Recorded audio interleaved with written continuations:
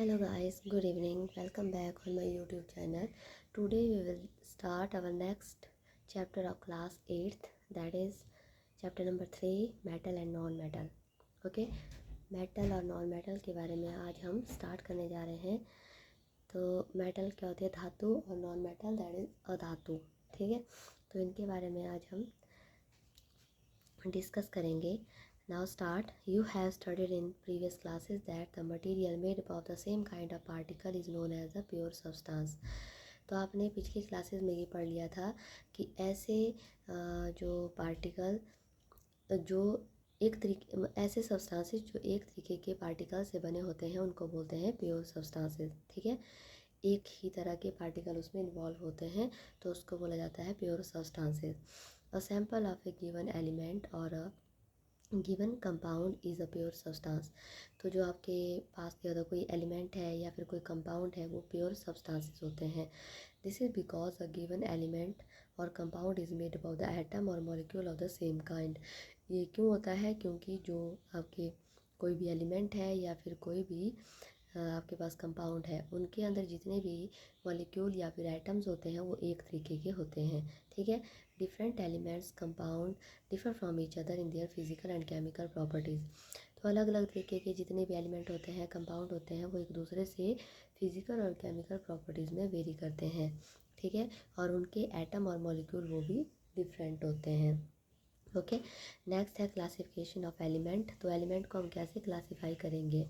Okay, there is about 118 element known at present. तो आज present में हमारे पास 118 एलिमेंट है। ठीक है, it is difficult to study and describe all the properties of all these element separately. तो एक एक करके अगर हम इनका जो प्रॉपर्टीज़ है उसको डिस्क्राइब करना चाहे या फिर स्टडी करना चाहे तो वो डिफ़िकल्ट टास्क हो जाता है। Hence the element showing similar properties are group together and their general characteristics are study. तो इसके लिए हम क्या करते हैं, ऐसे एलिमेंट जिनकी प्रॉपर्टीज सिमिलर होती है उनको हम जनरली एक ग्रुप में रखते हैं और उनके कैरेक्टरिस्टिक्स को एक साथ पढ़ते हैं। Okay, such grouping of element is called the classification of element. तो इस तरीके से जो ग्रुपिंग करते हैं हम एलिमेंट की उसको बोलते हैं classification of element. The element have been broadly classified into two categories, metal and non metal. तो जो एलिमेंट है ना उनको हम दो पार्ट में क्लासीफाई करते हैं, दो कैटेगरीज है इसकी, एक मेटल और दूसरा non metal. This classification is based upon the differences in their physical and chemical properties. तो ये जो भी क्लासिफिकेशन है ये फिजिकल और केमिकल प्रॉपर्टीज़ की बेस के ऊपर की गई है। ओके, मतलब जो भी आपका एलिमेंट है उसकी फिजिकल प्रॉपर्टीज़ और साथ में केमिकल प्रॉपर्टीज़ दोनों देखी जाती है। Next one is the occurrence of element. तो ये एलिमेंट जो है वो मिलते कहाँ पर है? पहले आता है मेटल। मेटल के बारे में हम पहले पढ़ेंगे।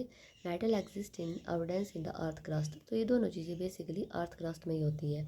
Aluminium is the most abundant metal, it is followed by iron. तो सबसे ज़्यादा जो मात्रा में पाया जाने वाला एलिमेंट है वो मेटल है, वो है कौन सा है? एल्यूमिनियम। और उसके बाद आता है आयरन। Highly reactive metal. फिर आते हैं रिएक्टिव, जो मतलब काफ़ी जल्दी रिएक्ट कर जाते हैं किसी दूसरे एलिमेंट के साथ, मेटल के साथ, that is sodium, potassium, aluminium, magnesium. और उसके बाद आता है it is found in nature in the form of their compound. तो ये जो है नेचर में कैसे मिलते हैं ये आपको, ये कंपाउंड के साथ मिलते हैं, मतलब कोई दूसरा इसके साथ मिक्स होकर के होता है तभी आपको ये मिलते हैं, दैट इज़ उनको बोलते हैं like oxide, sulphides and carbonate. तो इस तरीके से आपको ये नेचर में मिलते हैं। Less reactive metal like gold, silver and platinum occur in the nature in their elemental और native state.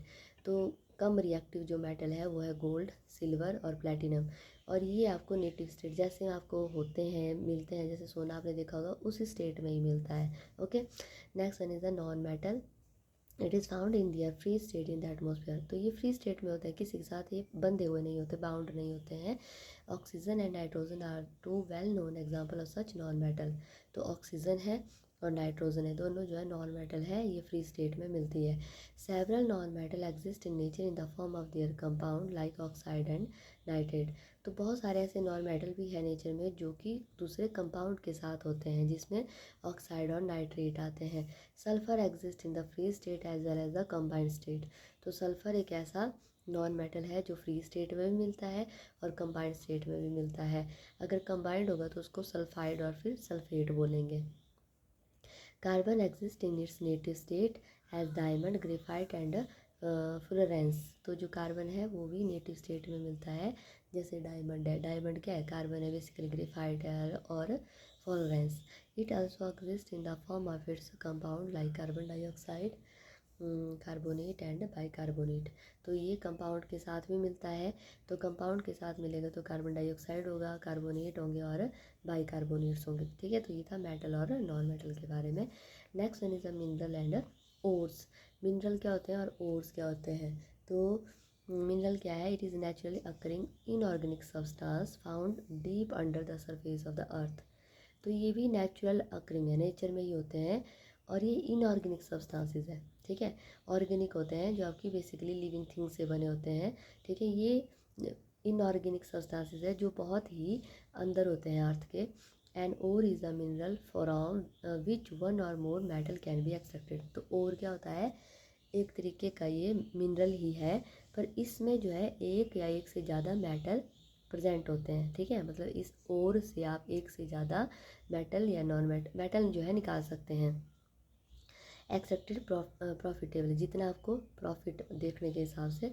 For example aluminium is extracted from its bauxite ore. तो यहाँ से क्वेश्चन बनता है कि एल्यूमिनियम का जो ओर है वो कौन सा है? That is bauxite. And iron is from its hematite ore. तो आयरन का ओर कौन सा है? हेमेटाइट। The sequence of process use to extract a metal in its pure form from its one ore is called the metallurgy. तो क्या होता है? एक ऐसा प्रोसेस जिसको सीक्वेंस में किया जाता है, जिसमें हम किसी मेटल को अलग करते हैं उसके प्योर, इन इट्स प्योर फॉर्म, ताकि उसकी हमें प्योर फॉर्म मिल सके। उसके ओर से, ओर होता है एक तरीके से कच्चा मटेरियल, ठीक है, उससे हम इसको निकाल सके, उसको बोलते हैं मेटलर्जी। ठीक है, the extraction of metal from its ore generally involve the flowing step. तो जो एक्सट्रैक्शन होती है मेटल की, मतलब मेटल को जब हम निकालते हैं इसकी ओर से, जनरली उसमें बहुत सारे स्टेप इन्वॉल्व होते हैं। पहला है कंसंट्रेशन ऑफ ओर, दूसरा है रिडक्शन, तीसरा है रिफाइनिंग ऑफ मेटल। अभी कंसंट्रेशन ऑफ ओर क्या है? It is a process of removal of impurities from the ore. जो भी आपको ओर मिला होगा उसमें से आपने इम्प्योरिटीज़ निकाल देनी है, जो भी गंदगी होगी ना उनको निकाल देना है, उसको बोलते हैं कंसंट्रेशन ऑफ ओर। दूसरा है reduction. It is a process of treating the metal ore to get the metal in its free state. अब आपने उस, जो भी आपके पास मटेरियल मिला आपको कंसंट्रेशन के बाद, उसमें से आपने उसको ऐसे ट्रीट करना है कि उसमें से आप मेटल को जो है फ्री स्टेट में निकाल सकें, उसको बोलते हैं रिडक्शन। फिर है रिफाइनिंग ऑफ मेटल। अब जो मेटल है obtain by reduction is generally impure. अब जो मेटल आपको मिला वो होगा तो मेटल, पर इम्प्योरिटी होगी अभी भी उसमें। ठीक है, उसको फिर अब रिफाइन किया जाता है। It is a process of purification of this impure metal. तो उसको प्योरीफाई किया जाता है, उसको बोलते हैं रिफाइनिंग।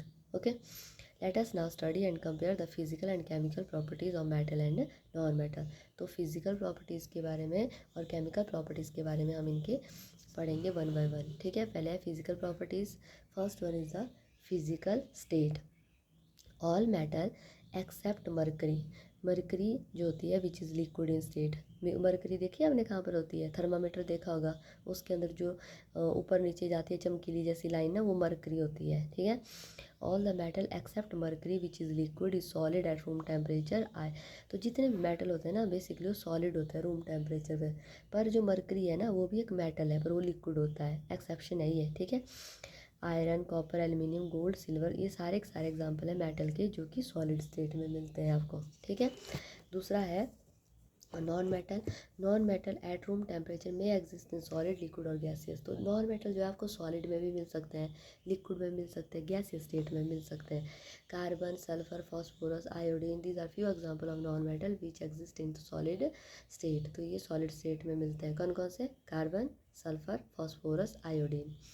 फिर bromine exist as liquid while the chlorine, oxygen and nitrogen are example of non-metal which exist in gaseous state। तो यहाँ से तीन तरीके के क्वेश्चन बनते हैं। तो पहला क्वेश्चन बनेगा कि name the non metal which are found in the solid state. तो आपने बोला कार्बन, सल्फर और फास्फोरस और आयोडीन। फिर आता है क्वेश्चन की name the non metal which are found in the liquid state. Bromine, is the found in the liquid state. फिर आता है question, name the non metal which are found in the gaseous state, that is chlorine, oxygen and nitrogen. Okay, तो इस तरीके से question पूछे जाते हैं। Next one is the melting point and boiling point. तो मेल्टिंग पॉइंट कैसा होता है मेटल का, नॉन मेटल का?